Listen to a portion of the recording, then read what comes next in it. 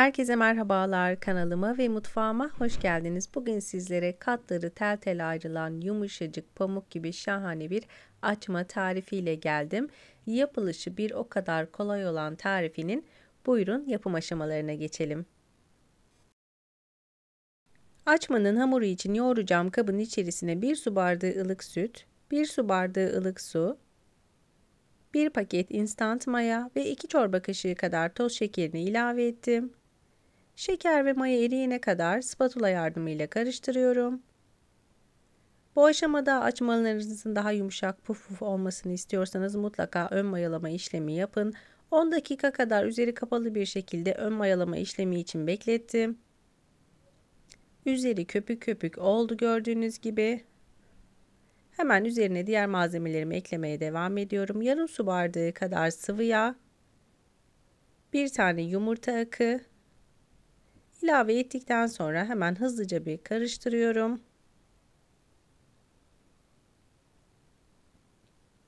Azar azar un ilavesi yaparak hamurumu yoğurmaya başlıyorum. Unumun bir kısmının içerisine ilave ettim. 1 tatlı kaşığı kadar da tuz kullandım. Hamur yoğunlaşana dek spatula ile hamur yoğunlaştıktan sonra içerisindeki spatulayı alarak ellerimle yoğurma işlemine devam edeceğim. Tarif için toplamda 5,5 su bardağına yakın un kullandım.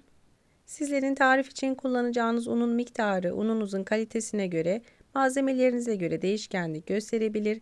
Lütfen azar azar ve kontrollü bir şekilde ekleyin. Hazırlayacağınız hamurun kıvamı oldukça yumuşak bir kıvamda olması gerekiyor. Görmüş olduğunuz gibi hamurumu yeteri kadar yoğurdum ve toparladım. Hafif ele yapışan bir kıvamda, oldukça yumuşak. Son aşamasını sıvı yağla toparlayabilirsiniz. Hemen üzerine örterek 1 saat kadar hamurumu mayalandırılması için bekletiyorum.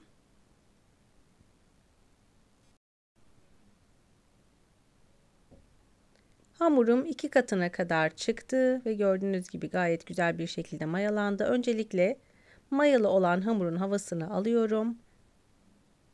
Bu tarz tariflerde mutlaka hamurunuzun havasını alın. Hemen masaya un serpmiştim. Bir kesme aparatıyla hamuru eşit parçalara ayırıyorum. Yapmış olduğum tarifte toplamda 12 tane açma elde ettim. Parçalamış olduğum hamurlarımı ellerimle yuvarlayarak eşit bir şekilde bezeler haline getiriyorum.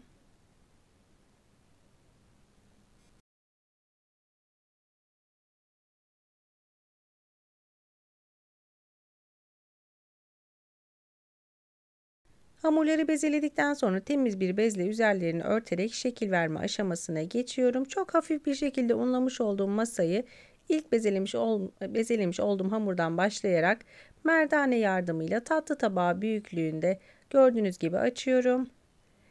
Kare bir boyutta açabilirsiniz de bu aşamada. Hamuru bir miktar incelttikten sonra bir bıçakla veya ruletle gördüğünüz gibi 4 parçaya böldüm. Bölmüş olduğum parçaları üst üste koyarak yerleştiriyorum. Tam ortasına gelecek şekilde tekrardan keskin bir bıçakla gördüğünüz gibi tam ortasından keserek açmalarımın şeklini veriyorum.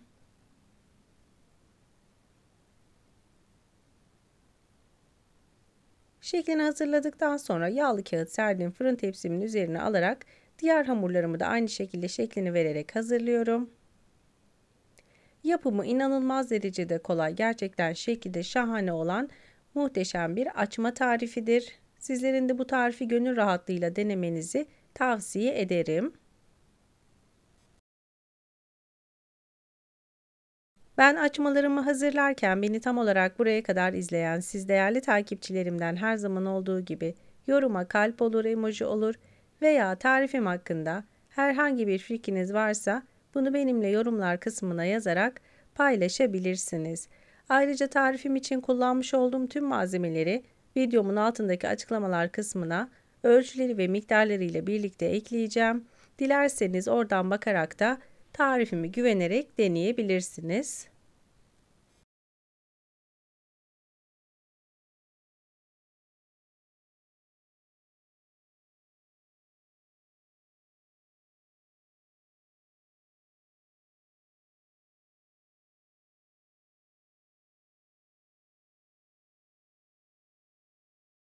Açmalarımın tamamının şeklini verdim ve hazırladım.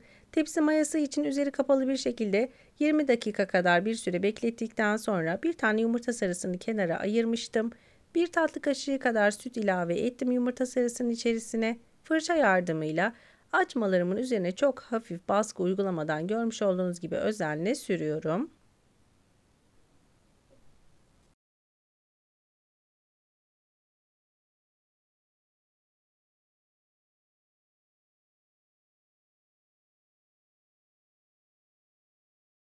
Üzerlerini dilediğiniz gibi süsleyebilirsiniz. Ben mavi haşhaş tohumuyla süslemeyi tercih ettim. Dilerseniz de sade olarak da hazırlayabilirsiniz. Açmalarımı bu şekilde hazırlarken fırınımı da önceden ısıttım ve ayarladım. 180 derece alt üst ayar fırında altı üstü nar gibi kızarana kadar fırınıma gönderiyorum. Fırından fırına pişme süresi değişkenlik gösterebilir. Lütfen kontrollü bir şekilde pişirin. Açmalarımı fırından aldım. Sizlerin de gördüğü gibi gerçekten muhteşem oldular. Dilerseniz kahvaltılarınızda, dilerseniz 5 çaylarınızda çocuklarınızın beslenmesi için hazırlayabileceğiniz gerçekten şahane bir açma tarifi oldu. Umarım sizler de tarifimi dener ve beğenirsiniz. Tarifimi buraya kadar izlediyseniz ve beğendiyseniz mutlaka beğen butonuna basmayı, kanalıma hala abone olmadıysanız kanalıma şu an ücretsiz bir şekilde abone olabilirsiniz. Hemen yanındaki bildirim zilini açarak da yeni yapmış olduğum tariflerden anında haberdar olursunuz. Sizlere hemen daha yakından göstermek istiyorum. Gerçekten içerisi tel tel ayrılan pişmaniye gibi pamuk gibi olan şahane bir açma tarifi. Dilerseniz ölçü miktarını artırıp buzluğunuzda da muhafaza edebilirsiniz. Tarifimi şimdiden yapıp deneyecek olanlara afiyet olsun, kolay gelsin. Sizler tarifimin son halini izlerken ben de sizlere veda edeyim. Bir tarifimin daha sonuna geldik. Videomu izlediğiniz için çok teşekkür ederim. Başka tariflerde, başka lezzetlerde görüşmek üzere.